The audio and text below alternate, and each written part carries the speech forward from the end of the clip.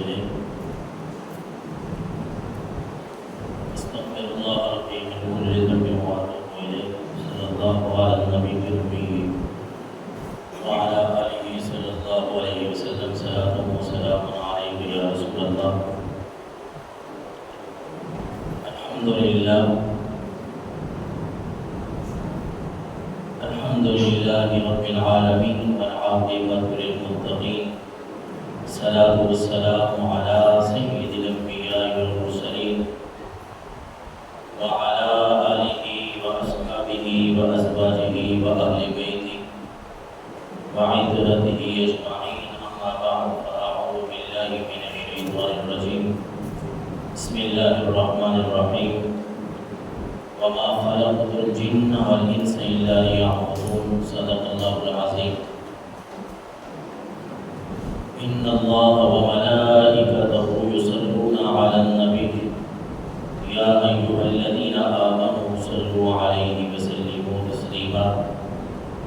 اللهم صل على محمد وعلى آل محمد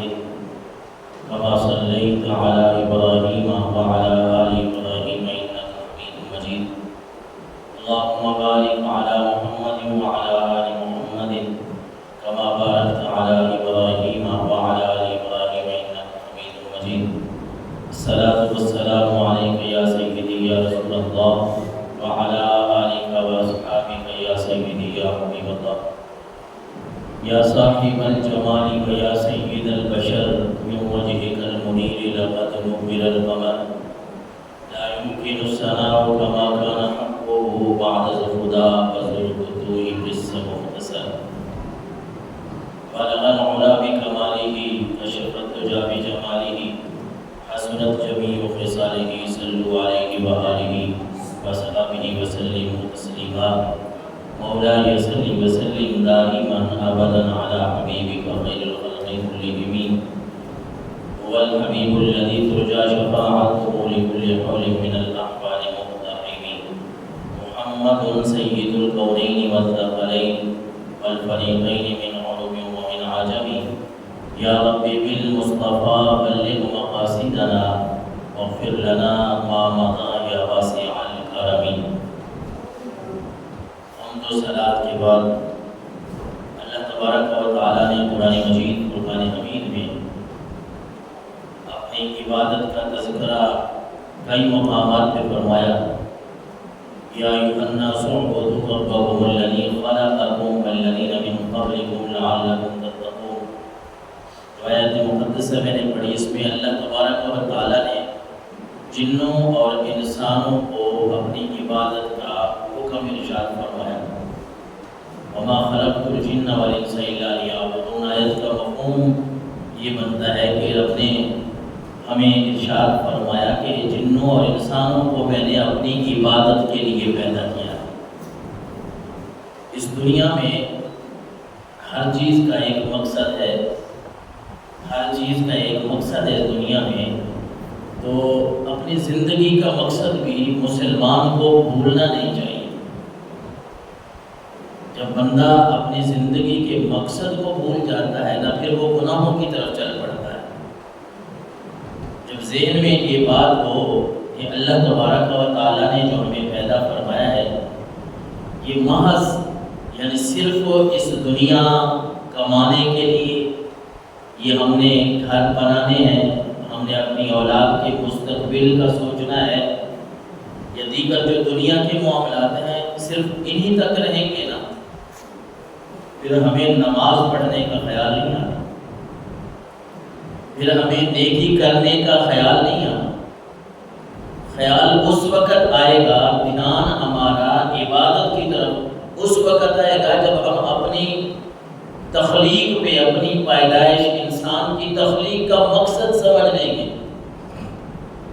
کہ اللہ نے ہمیں کیوں پیدا فرمایا. کیا ہم نے یہ کھانا پینا کرنا ہے، سونا ہے اور بس ہمارا مقصد حل ہو گیا ہے؟ نہیں، بلکہ اللہ تبارک و تعالیٰ نے اس دنیا کا جو نظام بنایا اس میں انسان کو ایک تو اشرف المخلوقات بنایا. یہ بھی انسان کی بڑی عظمت ہے نا.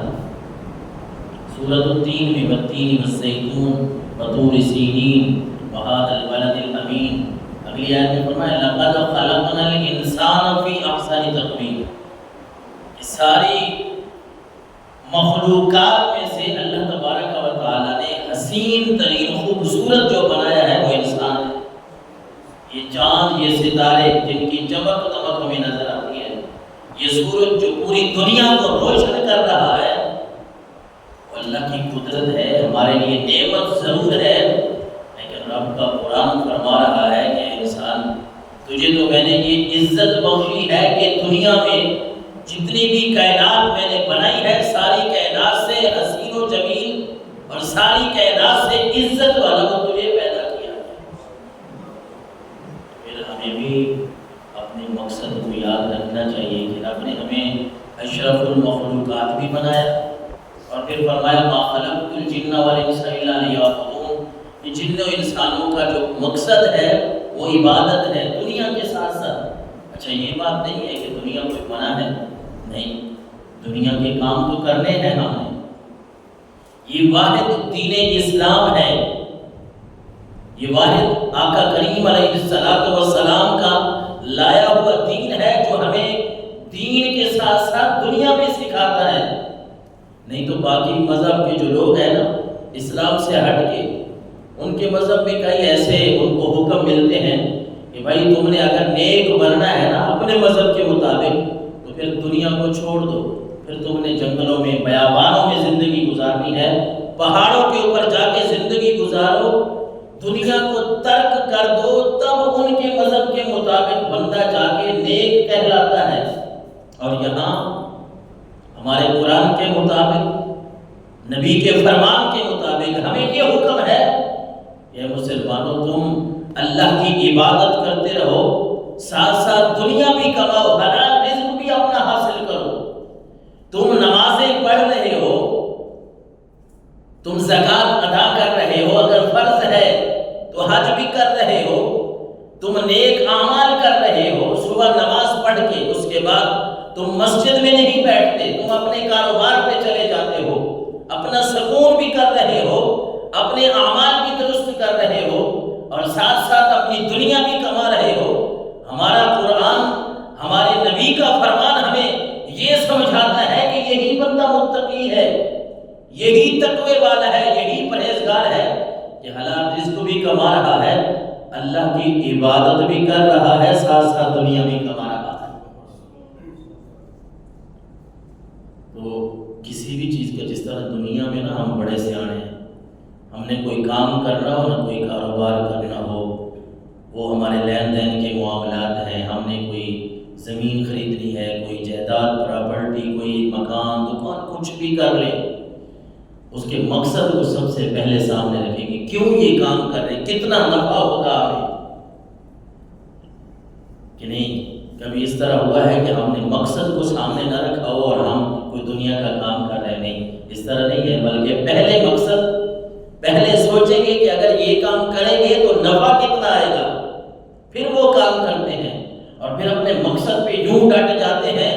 کہ اگر ذرا سا بھی نقصان آنا شروع ہو جائے تو پریشان ہو جاتے ہیں، سوچنے لگ جاتے ہیں اب اس نقصان کا ازالہ کیسے کریں، جس نفع کے لیے ہم نے کام کیا تھا وہ نفع نہیں مل رہا، وہ مقصد حاصل نہیں ہو رہا، تو اب ہم پوری تگ و دو کرتے ہیں اس نقصان کے ازالے کی، ختم کرنے کی۔ اللہ نے جو یہ زندگی بخشی ہے ہمیں، رب نے جو ہمیں یہ زندگی بخشی ہے نا، اور اس میں خاص کر جو جوانی ہے، جب انسان کے اعضاء صحیح سلامت ہوں، جب انسان کے پاس قوت ہو، چلنے پھرنے کی، بیٹھنے کی، اٹھنے کی طاقت ساری رب کی دی ہوئی انسان کے پاس ہو اور پھر رب کی عبادت کرے تو اس کا مزہ اور ہے۔ اور جوانی کی جو عبادت ہے نا، جوانی کی عبادت، اللہ کے نبی صلی اللہ علیہ وسلم نے جوانی کی عبادت میں کئی فضائل جو اللہ کے نبی کی زبان سے ہم تک پہنچے ہیں۔ اچھا ہم نے سمجھا ہے کہ شاید ہم اس زندگی میں بس زندگی گزار کے چلے جائیں گے تو کوئی ہم سے پوچھ نہیں ہوگی۔ اللہ کے نبی صلی اللہ علیہ وسلم نے فرمایا، حضرت ابن مسعود رضی اللہ تعالیٰ عنہ سے یہ حدیث مروی ہے ترمذی شریف کی 2416 نمبر، تاجدار کائنات صلی اللہ علیہ وسلم نے فرمایا لا تزول قدم ابن آدم یوم القیامہ من عند ربہ حتی یسأل من خمس. اللہ کے نبی صلی اللہ علیہ وسلم نے فرمایا، حدیث مبارکہ کا مفہوم عرض کر رہا ہوں، حضور نے فرمایا اے انسان، اے ابن آدم، اس بات کو یاد رکھ کہ جب رب کے سامنے تو جائے گا نا، تجھے اللہ تبارک و تعالیٰ ایک قدم بھی اٹھانے نہیں دے گا جب تک تجھ سے 5 سوال نہ کر لیے جائیں، جب تک تجھ سے 5 باتیں پوچھی نہیں جائے گی اس وقت تک تجھے ہلنے نہیں دیا جائے گا. اور وہ 5 باتیں کون سی ہیں؟ یاد رکھنے والی ہیں. ہم نے ان کو اپنے دل کی تختی پہ لکھنا ہے کہ اللہ کے نبی نے ہمارے لیے کیا ارشاد فرمایا کہ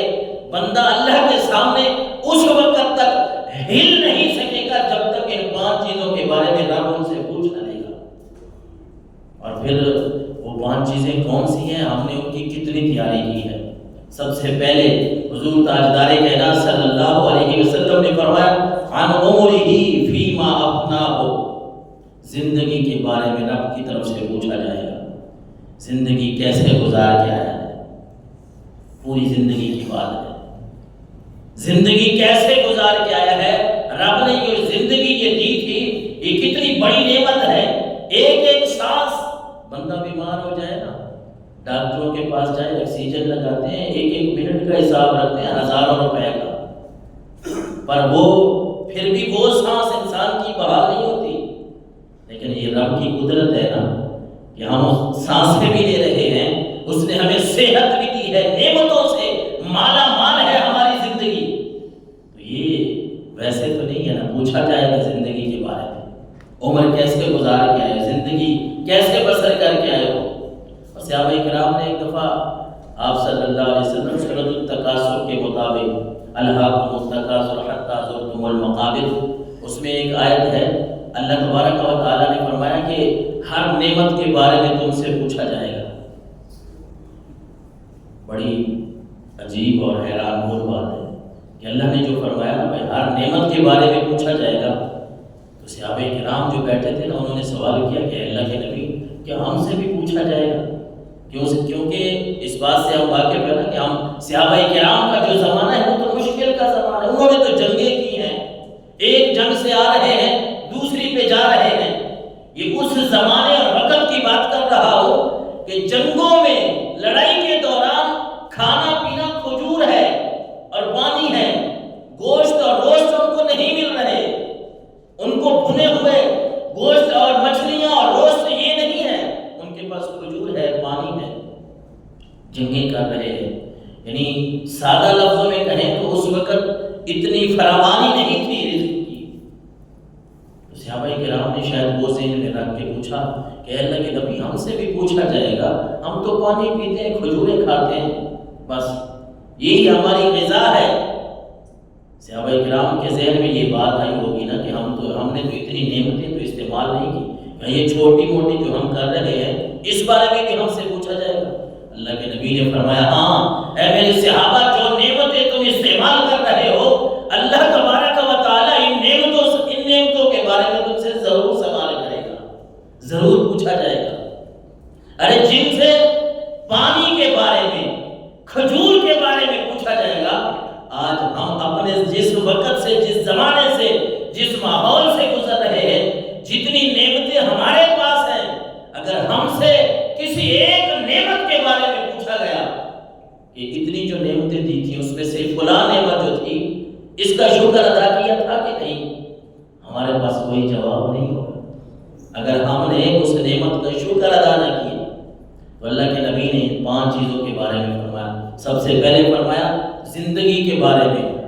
جس طرح میں نے عرض کیا نا کہ اپنے مقصد کو یاد رکھیں، ہم نہ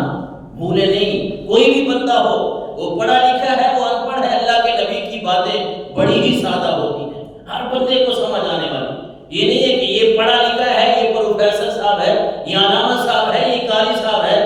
یہ باتیں سمجھیں گے، باقی ہمارے پاس تو اتنا علم نہیں. بڑی خوبصورت اور اعلیٰ ترین اللہ کے نبی صلی اللہ علیہ وسلم کی زبان سے جو الفاظ نکلتے ہیں نا، وہ بڑی مسند پہ بیٹھنے والا بھی آسانی سے سمجھ سکتا ہے، ایک ریڑھی لگانے والا بھی آسانی سے سمجھ سکتا ہے. حضور نے فرمایا پہلی پہلی بات کہ عمر کے بارے میں پوچھا جائے گا، عمر کہاں گزاری ہے۔ دوسرا سوال اللہ کے نبی نے فرمایا پوچھا جائے گا وعن شبابہ فیما بلغ، رب فرمائے گا میرے بندے یہ تجھے جوانی جو دی تھی، جوانی، اس جوانی کو کیسے گزار کے آیا ہے، یہ جوانی کہاں گزارتا رہا ہے؟ کہ یہ تو نہیں کہ میرے پاس جوانی ہے تو میں سمجھو بس میں ہی اس دنیا میں آیا ہوں، باقی تو کسی کا کوئی خیال نہیں کرنا، بس میں جوئے میں اپنی جوانی غرق کر رہا ہوں، میں جھوٹ ہی جھوٹ بولے جا رہا ہوں، میں موبائل پہ ہر وقت لگا ہوا ہوں، میں ہر وقت اپنی اس جوانی سے اپنے آپ کو یہ سمجھا رہا ہوں کہ میں بڑا فائدہ حاصل کر رہا ہوں، میں ہر برے کام میں لگا ہوا ہوں۔ کیا جوانی کا مقصد یہ ہے؟ نہیں مسلمانوں، اللہ کی طرف سے پوچھا جائے گا کہ وعن شبابہ فیما بلغ، جوانی جو ملی تھی اس جوانی کو کیسے گزار کے آیا ہے۔ اور پھر تیسری چیز اللہ کے نبی صلی اللہ علیہ وسلم نے فرمائی ومالہ من این اکتسبہ، یہ اللہ کی طرف سے بندہ اب اللہ کے سامنے حاضر ہے۔ حدیث مبارکہ کا مفہوم شروع سے یاد رکھے نا، کہ اللہ کے نبی نے فرمایا بندہ رب کے سامنے حاضر ہے، رب کے سامنے ایک قدم بھی اسے اٹھا نہیں سکے گا، آگے نہیں جا سکے گا جب تک ان 5 چیزوں کا جواب نہیں دے سکے گا۔ عمر کے بارے میں، زندگی کے بارے میں پوچھا جائے گا، جوانی کے بارے میں پوچھا جائے گا، پھر اللہ کے نبی نے فرمایا یہ مال و دولت کے بارے میں پوچھا جائے گا من این اکتسبہ، اس کو کہاں سے کمایا، کون سے راستے اختیار کیے تھے کمانے کے، حلال کماتا رہا ہے یا حرام روزی پہ اپنے آپ کو لگائی رکھا ہے اور یہ سمجھا ہے کہ یہ دنیا ہے یہاں 4 پیسے ہی ہونے چاہیے، بس وہ بعد کے معاملات ہیں، اللہ کے سامنے جانا ہے، قبر میں جانا ہے، آخرت ہے، وہ بڑے دور کے معاملات ہیں۔ نہیں، دور کے معاملات نہیں ہیں، یہ آنکھ بند ہونے کی دیر ہے انسان سے یہ ساری باتوں کے سوال ہوں گے، یہ ساری باتیں پوچھی جائیں گی۔ تو تیسری بات اللہ کے نبی نے فرمایا کہ مال کے بارے میں پوچھا جائے گا کس طرح کمایا، اور چوتھی بات فرمائی وفیما انفقہ، اچھا کما تو لیا، پھر اللہ کے نبی نے فرمایا یہ بھی پوچھا جائے گا بھائی خرچ کس طرح کیا ہے، کہیں یہ تو نہیں کہ میرا مال میں حلال طریقے سے کما رہا ہوں لیکن یہ میرا پیسہ کہیں جوے میں تو نہیں جا رہا، کہیں یہ میرا پیسہ کسی کو تکلیف کا باعث تو نہیں بن رہا، کہیں اس میرے پیسے میں زکوٰۃ فرض ہے میں زکوٰۃ نہیں ادا کر رہا، کہیں یہ تو نہیں ہے کہ یہ رب کا دیا ہوا مال ہے، اس نے تو کہا ہے وَمِمَّا رَزَقْنَاهُمْ يُنْفِقُونَ، جو میں نے دیا ہے کبھی کبھی میرے راستے پہ خرچ بھی کر لیا کرو، کہیں یہ تو نہیں کہ میں نے کبھی بھی اللہ کے راستے میں نہیں دیا، کہیں یہ تو نہیں کہ میرے پڑوسی بھوکے مر رہے ہیں، میرے قریبی رشتہ دار، میرے بھائی، میرے چاچے، مامے، تائے، جتنے بھی قریبی رشتے ہیں، مجھے پتا ہے کہ وہ بڑی ذلت کی زندگی گزار رہے ہیں، ان کے پاس نہیں ہے مال و دولت اور میرے پاس ہے، کہیں یہ تو نہیں کہ میں نے تو ان کا خیال ہی نہیں رکھا۔ اس بارے میں پوچھا جائے گا کہ مال کیسے حاصل کیا، پھر کہاں خرچ کیا، اس کو خرچ کیسے کیا ہے۔ اس لیے اس بات کا بھی اہتمام رکھنا ہے کہ حلال رزق کمانا بھی ہے، اس حلال رزق کو حلال طریقے سے رب کے راستے میں خرچ بھی کرنا ہے۔ اور پھر 5ویں بات اللہ کے نبی صلی اللہ علیہ وسلم نے فرمایا وَمَاذَا عَمِلَ فِيمَا عَلِمَ، رب نے جتنا علم دیا تھا اس کے مطابق عمل کیا ہے کہ نہیں۔ بھئی آپ جو علامہ صاحب تھے، پڑھے لکھے تھے، آپ کے پاس جو قرآن حدیث کا اتنا علم تھا اس کے اوپر عمل کر کے آئے ہو کہ نہیں؟ اچھا آپ جو دکان چلاتے تھے آپ کے پاس علم تھا کہ نماز فرض ہے میں نے پڑھنی ہے، نہیں پڑھوں گا تو گناہ ملے گا، رب کی نافرمانی ہوگی، میں ریڑھی لگاتا ہوں، میرے پاس یہ علم ہے کہ جھوٹ بولنا گناہ ہے، میرے پاس یہ علم ہے کہ غیبت کرنا گناہ ہے، جتنے بھی یہ معاملات ہیں اگر ان کے اوپر عمل نہ کیا تو رب کی طرف سے یہ بھی پوچھا جائے گا کہ آپ تو قاری صاحب تھے، آپ تو علامہ صاحب تھے، آپ تو ایک مزدور تھے، جتنا علم آپ کے پاس ہے، ضروری نہیں ہے کہ آپ مدرسے نہیں گئے، آپ سکول نہیں گئے، آپ کالج نہیں گئے، آپ یہ رٹا لگاتے ہیں کہ جی میرے کو تو کچھ بھی نہیں ہے، میں تو پڑھیا نہیں، جتنا ہے کیا اس کے اوپر عمل کیا ہے کہ نہیں؟ رب کی طرف سے جتنی باتوں کا علم آیا ہے اتنی باتوں پہ عمل کر کے رب کے سامنے گئے ہو کہ نہیں گئے؟ اور پھر حضور تاجدار کائنات صلی اللہ علیہ وسلم کی بہت ساری احادیث اس طرح ملتی ہے. ایک منقول یہ بات بھی ملتی ہے کہ جس نوجوان نے جوانی کی عبادت کی اگر بات کریں تو جس نوجوان نے لذت دنیا اور اس کی عیش و عشرت کو چھوڑ دیا نا، کیا جملہ ہے کہ جس نوجوان نے لذت دنیا کو چھوڑ دیا، عیش و عشرت کو چھوڑ دیا اور جوانی میں اللہ کی اطاعت کی جانب پیش قدمی کی. جوان ہے لیکن نمازیں ادا کر رہا ہے، جوانی ہے، جوانی کو حرام کاموں کے لیے نہیں لگا رہا. جس جگہ پہ کوئی غلط کام ہو رہا ہے بھائی جوانی ہے، مجھے تو سوچ سمجھ نہیں ہے، بس میں ادھر چلا گیا، نہیں، اس طرح نہیں کیا. یہ وہ جوان ہے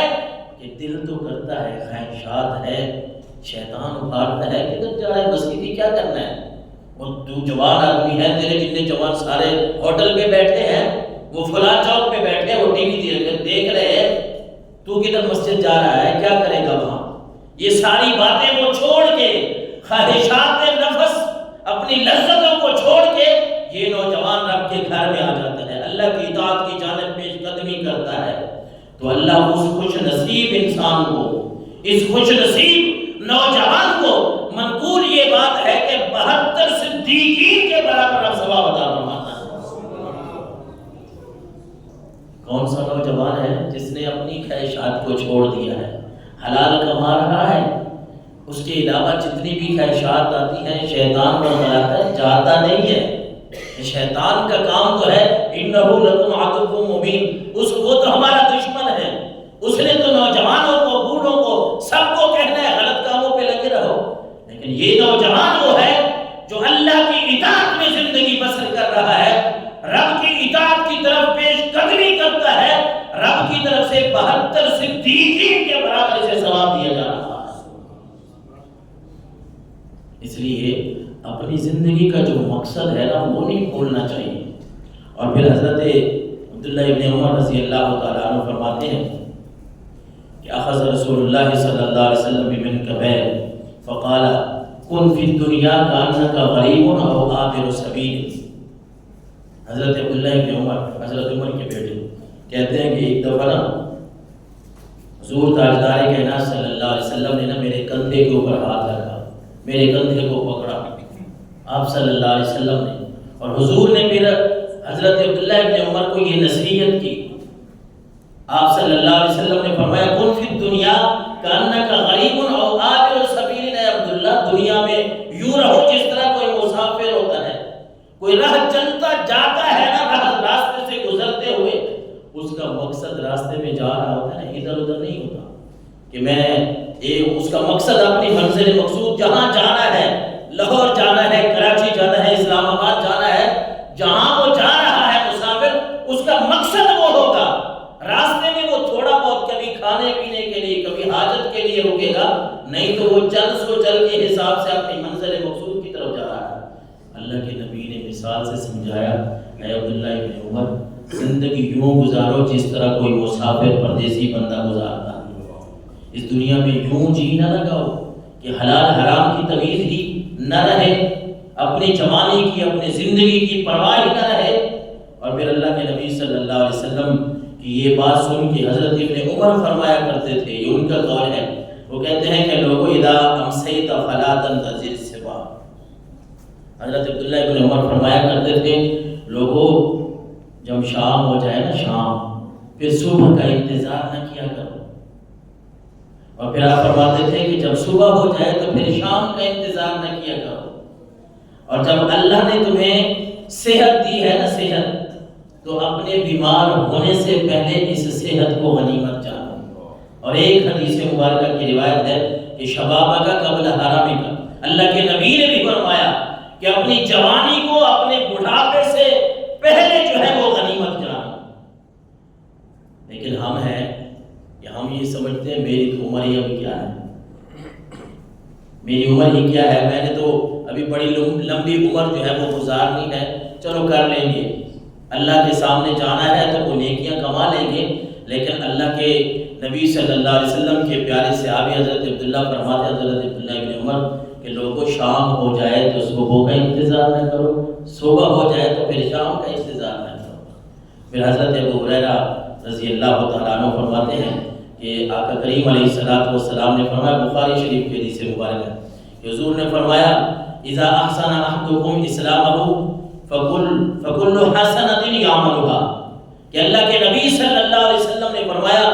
اسلام کو جو بندہ اسلام کو عمدہ بنا لے، اچھا بنا لے، اسلام کو عمدہ بنانے کا مطلب یہ ہے کہ وہ نیکیاں کرے، اچھائیوں پہ آ جائے، تو اللہ کے نبی صلی اللہ علیہ وسلم نے فرمایا کہ اے میری امت کے لوگوں، رب نے تمہارے لیے اتنی رحمت رکھی ہے کہ تم کرو گے ایک نیکی، لیکن اللہ کی طرف سے تمہیں اس ایک نیکی کے بدلے 10 سے لے کے 700 نیکیوں تک ثواب ملے گا۔ بندہ نیکی ایک کرتا ہے، ثواب اس کو 10 نیکیوں سے لے کر 700 گنا تک، واللہ یضاعف لمن یشاء، اور اللہ اس پہ بھی قادر ہے کہ 700 نہیں بلکہ اس 700 کو بھی کئی گنا اللہ تبارک و تعالیٰ بڑھا سکتا ہے۔ اور پھر حضور تاجدار کائنات نے فرمایا وَكُلُّ سَيِّئَةٍ يَعْمَلُهَا تُكْتَبُ لَهُ بِمِثْلِهَا، جو بندہ اسلام پہ چل پڑتا ہے نا، رب کے نبی فرما رہے ہیں اسلام پہ جو بندہ چل پڑتا ہے،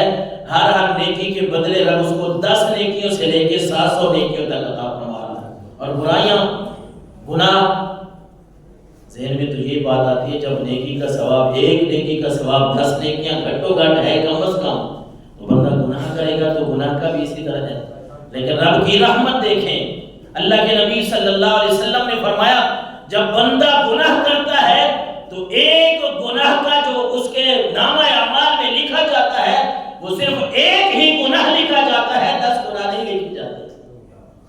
یہ بھی ہمارے لیے رحمت ہے، یہ بھی ہمارے لیے بخشش ہے کہ جوانی کے عالم میں بندہ دین اسلام کے مطابق زندگی گزارنا ہے۔ جوانی ہے، محدثین نے لکھا کہ جوانی کی عمر کتنے تک ہوتی ہے؟ محدثین نے لکھا ہے کہ 40 سال عمر، 40 سال سے پہلے جو عمر ہے نا، یعنی جب بندہ ہوش سنبھالتا ہے، جوان ہوتا ہے، اس کے بعد 40 سال سے پہلے تک جو عمل کرتا ہے نا، یہ جوانی میں شامل ہوتے ہیں، کیونکہ اس وقت انسان کے اوپر خواہشات کا غلبہ ہوتا ہے، شیطان اس وقت انسان کو آرام سے برگلا لیتا ہے، بہکا دیتا ہے، اور بندہ جوان ہے، نوجوانی کے عالم میں اسلام کے راستے پہ چل رہا ہے اور اسلام کے اوپر اچھا عمل کر رہا ہے۔ اللہ کے نبی نے فرمایا ایک ایک نیکی پہ رب اس کو 10 نیکیاں عطا فرماتا ہے، ایک ایک نیکی پہ 700 نیکیوں کا ثواب مل رہا ہے۔ اور اگر کہیں غلطی سے گناہ ہو بھی جاتا ہے تو گناہ ایک ہی لکھا جا رہا ہے۔ اور پھر حضرت ابو ہریرہ رضی اللہ تعالیٰ عنہ سے روایت ہے کہ آپ صلی اللہ علیہ وسلم کے پاس کچھ لوگ بیٹھے تھے، صحابہ کرام، تو آپ صلی اللہ علیہ وسلم نے فرمایا ایعجز احدکم ان یکسب احدنا الف حسنہ، تم میں سے کوئی ایسا بندہ بھی ہے جو 1000 نیکی کر لے؟ آپ نے فرمایا کہ کوئی ایسا بندہ جو 1000 نیکیاں کما لے، 1000 نیکیاں کر لے۔ جو بیٹھے تھے انہوں نے سوال کیا اللہ کے نبی یہ کیسے ہو سکتا ہے کہ بندہ 1000 نیکیاں کیسے اکٹھیاں کر سکے؟ کوئی ایک کام کر کے 1000 نیکی کا ثواب مل جائے۔ تو اللہ کے نبی صلی اللہ علیہ وسلم نے فرمایا یسبح احدکم 100 تسبیحہ تکتب لہ 1000 حسنہ۔ حضور تاجدار کائنات صلی اللہ علیہ وسلم نے فرمایا اے میری امت کے نوجوانوں سن لو، جو بندہ بھی اللہ تبارک و تعالیٰ کی تسبیح سبحان اللہ، اللہ کی تسبیح 100 مرتبہ پڑھتا ہے، اللہ اس کو 1000 نیکیاں عطا فرما دیتا ہے۔ 100 دفعہ سبحان اللہ پڑھا، رب کی طرف سے اس کے نامہ اعمال میں 1000 نیکیاں لکھی جا رہی ہیں۔ اور پھر آپ نے فرمایا صرف یہ نہیں وَتُحَطُّ عَنْهُ أَلْفُ سَيِّئَةٍ، اللہ اس کے 1000 گناہوں کو بھی مٹا دیتا ہے۔ جوانی میں اگر انسان کو عبادت کی طرف یوں شوق آ جائے کہ بندہ اپنی حلال رزق کی جو کمائی کا جو ذریعہ ہے، سبب ہے، وہ بھی کر رہا ہے، لیکن ساتھ ساتھ اللہ تبارک و تعالیٰ کی یاد میں اپنی زندگی بھی بسر کر رہا ہے، آپ اندازہ کریں کہ کوئی بھی آدمی 100 مرتبہ ایک نماز سے پہلے یا بعد میں کتنا ٹائم لگتا ہے سبحان اللہ 100 دفعہ پڑھنے میں؟ 100 دفعہ اگر کوئی بندہ سبحان اللہ پڑھ لیتا ہے، اللہ کے نبی نے فرمایا 1000 نیکی بھی مل جاتی ہے، 1000 گناہ بھی رحم فرمایا۔ اور پھر اللہ کے نبی صلی اللہ علیہ وسلم نے فرمایا ہمارا دین اسلام جو ہے نا اس کا بڑا زبردست مزاج ہے۔ کوئی بندہ یہ نہ کہے کہ یعنی مطلب کوئی اپنے آپ کو صوفی کہے اور پھر اپنے آپ کو کسی تکلیف میں مبتلا کر دے، مطلب کہ گھر چھوڑ دیا بھائی میں ہر وقت مسجد میں بیٹھا رہوں گا، یا کوئی یہ کرے کہ میں ہر روز روزہ رکھوں گا، یا کوئی یہ کرے کہ میں ہر وقت قرآن کی تلاوت کروں گا، میں دنیا کو چھوڑ دوں گا۔ اس بارے میں بھی اللہ کے نبی نے ارشاد فرمایا، اللہ کے نبی صلی اللہ علیہ وسلم نے فرمایا ان الدین یسر، اے میری امت کے لوگوں دین آسان ہے، دین آسان ہے، یہ حضور فرما رہے ہیں۔ ایک تو ہمارا جملہ ہے، ہم کہتے ہیں نا کہ دین کے اوپر چلنا بڑا اوکھا کام ہے، مشکل کام ہے، یہ تو ہم کہتے ہیں، لیکن میں اللہ کے نبی کی بات آپ کو سنا رہا ہوں کہ حضور نے فرمایا ان الدین یسر، دین آسان ہے۔ اور پھر حضور نے فرمایا اے میری امت کے لوگوں یہ بات بھی یاد رکھو کہ کسی طریقے پہ دین کے اوپر حاوی ہونے کی کوشش نہ کرنا۔ جو بھی دین کے اوپر حاوی ہونے کی کوشش کرتا ہے دین اس کے اوپر غالب آ جاتا ہے۔ مطلب یہ ہے کہ جتنا اللہ نے توفیق بخشی ہے تم نیکیاں کرتے جاؤ، کبھی بھی یہ نہ کرو کہ تمہارے بس میں نفل پڑھنے اتنے ہیں نہیں لیکن تم پڑھی جا رہے ہو۔ کتنی زبردست بات ہے کہ ہمیں رب کی طرف سے یہ حکم نہیں ہے کہ ہم نے 5 نمازیں جو فرض ہیں وہ تو پڑھنی ہیں، اس کے علاوہ اگر کوئی بندہ کہتا ہے میں سارا دن نفل پڑھوں گا، اللہ کے نبی نے فرمایا نہیں، سارا دن نفل نہیں پڑھنے، اپنے آپ کو آسانی دینی ہے۔ دین کے اوپر اگر تم زبردستی کرنا چاہو گے، اللہ کے نبی نے فرمایا دین تمہارے اوپر غالب آ جائے گا، تم ہار جاؤ گے، دین کبھی بھی تمہارے دین کو تم کبھی بھی ہرا نہیں سکو گے۔ دین آسان ہے، اللہ کے نبی نے فرمایا اس کو جس طرح آسان ہے اسی طرح رہنے دو۔ اور پھر فرمایا فسددوا وقاربوا وابشروا، فرمایا اعمال جو تمہارے ہیں نا ان میں پختگی اختیار کرو۔ پختگی کیا ہے کہ اگر تم نوافل دن کے 4 پڑھ رہے ہو، 6 پڑھ رہے ہو، 10 پڑھ رہے ہو، انہی کو اس طرح جاری رکھو کہ کبھی تمہارے وہ نفل چھوٹنے نہ پائیں۔ تم ایک دن میں اگر کچھ نیکیاں کرتے ہو تو ان اعمال پہ اپنی پختگی کرو، یہ نہ ہو کہ تم ایک دن کر لو اور پھر 4 دن چھوڑ دو، 5 دن کر لو اور 6 دن چھوڑ دو، یہ نہیں، بلکہ جس کو مداومت کہتے ہیں، ہمیشگی کہتے ہیں۔ اللہ کے نبی نے فرمایا جو بھی عمل کرو نا کوشش کرو، سنت یہ ہے کہ پھر اس کے اوپر مداومت یعنی ہمیشگی اختیار کرو۔ اور پھر فرمایا اپنے آپ کو خوش رکھو، خوش ہو جاؤ، اللہ کی باتیں سنو، اللہ کے نبی کی باتیں سنو، جنت کی باتیں سنو تو پھر خوش ہو جایا کرو۔ اور پھر آپ صلی اللہ علیہ وسلم نے فرمایا وَاسْتَعِينُوا بِالْغَدْوَةِ وَالرَّوْحَةِ وَشَيْءٍ مِّنَ الدُّلْجَةِ، پھر آپ صلی اللہ علیہ وسلم نے فرمایا آخر میں، اس حدیث کے آخر میں، کہ اس کا یہ مطلب بھی نہیں ہے کہ تم وہ نمازیں پڑھنا، اللہ کا ذکر کرنا چھوڑ دو، بلکہ حضور نے فرمایا یوں کرو کہ صبح، دوپہر، شام اور رات کا کچھ حصہ اللہ تبارک و تعالیٰ کی عبادت میں گزار لیا کرو، اللہ کی عبادت میں گزار لیا کرو۔ اور آپ حضرت عبداللہ ابن عمر رضی اللہ تعالیٰ عنہ فرماتے ہیں ایک دفعہ یہ ہوا کہ ایک صحابی کے بارے میں اللہ کے نبی صلی اللہ علیہ وسلم نے فرمایا الم اخبر انک تقوم اللیل وتصوم النہار، بات کو سنیے گا، حدیث مبارکہ کو، اور غور کیجئے گا کہ اللہ کے نبی صلی اللہ علیہ وسلم کو خبر ملی ایک صحابی کی۔ حضور نے اس سے پوچھا کہ اے میرے صحابی، میں نے سنا ہے، مجھے پتا چلا ہے کہ آپ سارا دن جو ہے وہ روزہ رکھتے ہیں، رات کو عبادت پہ لگے رہتے ہیں، سارا دن روزہ رکھتے ہیں اور رات کو عبادت۔ اللہ کے نبی نے کیا فرمایا کہ دین آسان ہے، جو اللہ نے حکم دیا ہے اس پہ عمل کرتے جاؤ، اپنے آپ کو مشقت میں نہ ڈالو۔ تو صحابی کو اللہ کے نبی صلی اللہ علیہ وسلم نے فرمایا مجھے خبر پہنچی ہے کہ آپ سارا دن روزہ رکھتے ہیں، رات کو قیام کرتے ہیں، نفل پڑھتے ہیں۔ تو اس نے عرض کیا ہاں یا رسول اللہ، میں اسی طرح کرتا ہوں۔ تو آپ صلی اللہ علیہ وسلم نے فرمایا میرے صحابی اگر اس طرح کرے گا نا، حاجمت عین ہوگا، منافع نفس ہوگا، اس طرح کرے گا تو آپ کی آنکھیں اندر چلی جائیں گی، یعنی کمزور ہو جائیں گے، جان کمزور ہو جائے گی، جسم کمزور ہو جائے گا۔ اللہ کے نبی نے فرمایا وَإِنَّ لِنَفْسِكَ حَقٌّ، اے میرے صحابی اس بات کو جان لے کہ تیرے جسم کا تیرے اوپر حق ہے، اس کو سکون بھی دینا ہے، عبادت بھی کرنی ہے۔ اور پھر فرمایا والے اہل کا حق، تیرے گھر والوں کا بھی تیرے اوپر حق ہے، گھر والوں کے حقوق بھی پورے کرنے ہیں۔ اور پھر فرمایا فصم وافطر، اے میرے صحابی روزانہ روزہ رکھنے کی ضرورت نہیں ہے۔ وہ تو رمضان کے روزے ہیں، فرض ہے کہ روزانہ رکھتے ہیں، نفلوں کی بات اگر کریں تو اللہ کے نبی نے فرمایا وافطر فصم وافطر، اے میرے نبی، اے میرے صحابی کبھی روزہ رکھ لیا کر اور کبھی افطار بھی کر لیا کر۔ اور فرمایا قم ونم، اے میرے صحابی اللہ کی عبادت بھی کیا کر اور اپنے آپ کو سکون بھی دے، رات کو نیند بھی کر لیا کر۔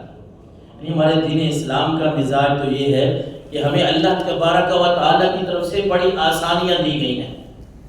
کہ اپنے آپ کو مشکل میں نہ ڈالیں، لیکن اس کا یہ مطلب بھی ہرگز نہیں ہے کہ بندہ دین کو یوں آسان سمجھ لے، اپنی من مانی والی تشریح نہیں کرنی آسانی کی۔ یا جس طرح ہم کسی کو کہیں پر نماز پڑھ لیں نہیں تو گناہ ملے گا، یا فلاں کام نہ کیا کرے یار تو کہ نہیں یار لو جی اللہ ہی معاف کرے گا، دین آسان ہے، مولویوں نے مشکل بنایا ہوا ہے، یہ جملہ بھی درست نہیں ہے۔ یعنی آسانی کا یہ مطلب بھی نہیں ہے کہ ہم اپنی من مانی شروع کر دیں، نہیں، آسانی کا یہ مطلب ہے کہ رب نے کیسی سونی ترتیب ہماری رکھی ہے کہ صرف 5 نمازیں ہمارے لیے ایک دن میں رکھی ہیں، اور وہ بھی کتنے وقفے وقفے سے رکھی ہیں، میں وہ پڑھنی ہیں۔ اس کے علاوہ ہمارے لیے جو چیزیں فرض ہیں، اگر زکوٰۃ فرض ہے، پیسے ہیں تو تب دینی ہے نا۔